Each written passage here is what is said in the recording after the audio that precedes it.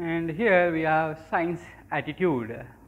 As you know, or you can see your science teachers, how their attitudes, yes, and you can easily guess this teacher may belong to this subject teacher, yes, because in generally the science teachers are their brain is always working continuously or thinking about some phenomena, right, and generally the science teacher or science people, we have single quote, we are still learning, and we never say that I know about everything, right. So, this is a basic concept as a science people. So, we are still learning. If you are reading your textbook even for the 15th times or 50th times, I can get some different idea, right.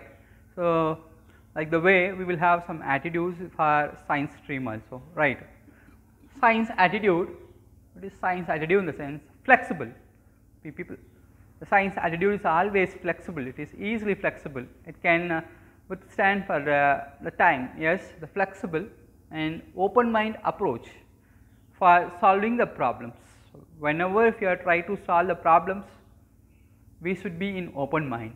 I hope generally you people are getting fear to solve problems in physics, but I hope it was not like that. The problems in physics is easy, only thing you understand the concepts, or otherwise even though if you are standing inverted, that is no use to mug up, right. Okay. And important points should not be neglected without any reason. See, any concepts we should not neglect, or any points we should not neglect without proper reason. So, without proper reason we should not do anything, we should not omit or we should not neglect that point or that concepts. And scientific method, what is called scientific method? A step by step approach, the observing the natural phenomena, right, that is called scientific method. So, here we have the observation, different observation we have. See, the observation about the controlled experiments. What is called controlled experiments? In particular experiments, we need to control that action. For example, if you want to produce laser light, we should control, right. Similarly, we will have like a controlled experiments we will have, right. And quality and quantitative reasoning. What is called quality? Yes, quality means if I am doing this work, this efficiency should be maximum, that is the quality. And quantitative, it's level, that volume, right, yes, quantitative reasoning. And we need to take some mathematical models to demonstrate the theoretical part of physics as well as experimental part of physics.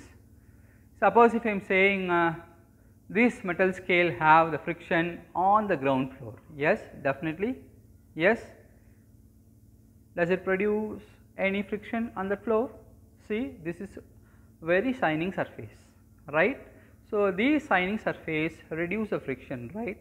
So, similarly, we should do some theoreticals or the practical models to present or observing the behavior of natural phenomena and predicting new phenomena. So far you studied Ohm's law, right. As of now you know only the conductors will obey the Ohm's law. Even for conductors sometimes it will not obey. At a particular time the current will go maximum, that is not directly proportional, non-linearly it will varies. That is a new phenomena we are going to predict here. The last one, modifying the theory if necessary.